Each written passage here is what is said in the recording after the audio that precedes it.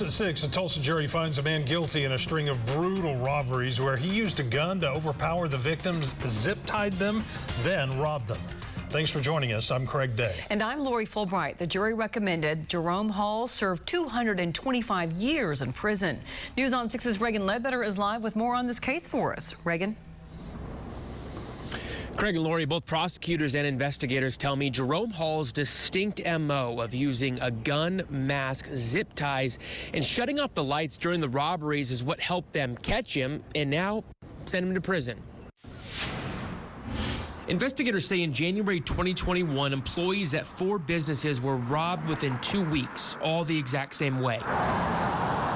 Then, a few months later, a Tulsa dispensary was robbed with the same M.O. The detectives did a great job of going out, pulling the surveillance video, looking at the M.O. We were able to basically locate a suspect vehicle towards the end of the investigation and kind of tied everything together. Investigators say Hall stole money and merchandise, and eventually they connected Hall to the robberies after finding evidence in his car and home. That helped prosecutors build their case. Fortunately for us, he got sloppy.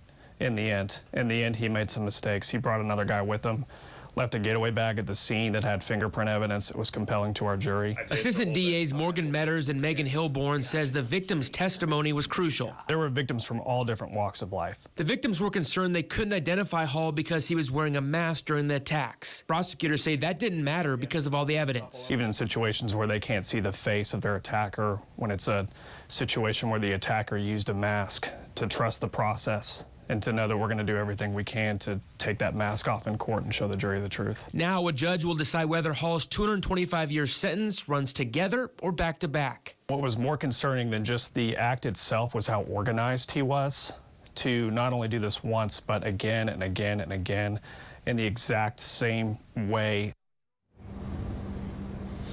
Now, Hall was found not guilty in one of those 4 robberies. He's also charged with another robbery in Osage County and then another one in Wagner County. Those cases have not gone to trial yet. Now, records show Hall has spent time in prison since 2006 for drugs and using a weapon during a felony.